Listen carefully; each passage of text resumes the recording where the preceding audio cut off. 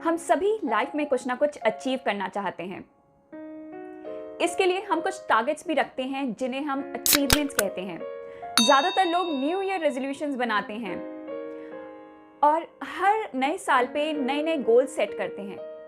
पर क्या आपने कभी सोचा है उनमें से कितने न्यू ईयर रेजोल्यूशंस आप एक्चुअली अचीव करते हैं?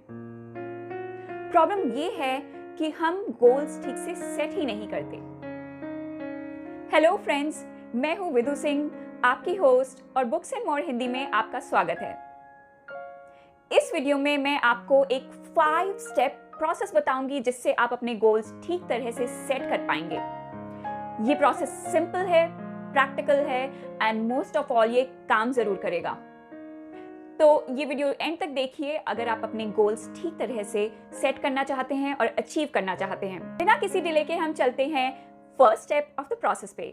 पहला स्टेप है क्लैरिटी ऑफ द गोल। मान लीजिए कि आपका गोल है वेट लूज करना, जो कि ज्यादातर लोगों का न्यू ईयर रेजोल्यूशन होता है। तो अगर आपका न्यू ईयर रेजोल्यूशन ये है तो सुबह उठ के आप विजुअलाइज करिए अपने आप को as fit and lean person, मतलब फिट और पतला इंसान जैसा होता है आप वैसे अपने आप को रोज विजुअलाइज करिए। ये इस प्रोसेस को बहुत इफेक्टिव बनाएगा और आप मोटिवेटेड फील करेंगे अपना टारगेट अचीव करने के लिए। आप ये चीज लिख भी सकते हैं, आप एक रिटन रिकॉर्ड रखें और अपने आप को याद दिलाते रहें कि ये मेरा टारगेट है और इसे मुझे अचीव करना है। स्टेप 2, अपने ऊपर पॉजिटिव प्रेशर डालिए। लोग इसलिए भी अपने गोल्स अचीव नहीं कर पाते क्योंकि वो पुराने तौर तरीके में बहुत इजीली वापस चले जाते हैं। प्रेशर हमेशा बुरी चीज नहीं होती, इसीलिए हम यहाँ पे टर्म यूज कर रहे हैं पॉजिटिव प्रेशर। अब सवाल ये उठता है कि ये पॉजिटिव प्रेशर अपने ऊपर कैसे लाया जाए। इसके कई तरीके हैं।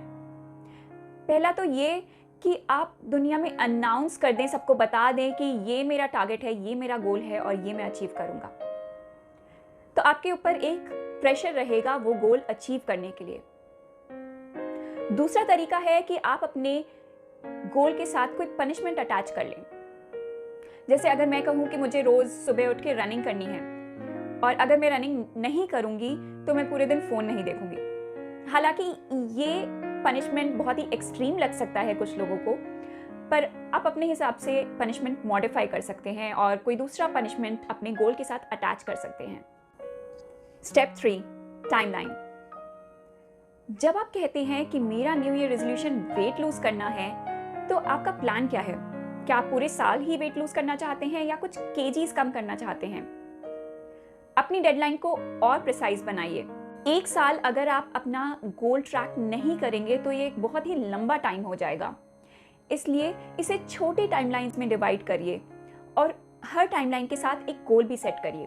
जैसे अगर मैं कहती हूँ कि मुझे हर महीने 1 kg लूज करना है, तो ये एक अचीवेबल गोल है और आप अपनी प्रोग्रेस मॉनिटर भी कर सकते हैं फ्रीक्वेंटली, प्लस आप अपने गोल तक आसानी से पहुंच सकते हैं। Step number 4, magic rule of 21।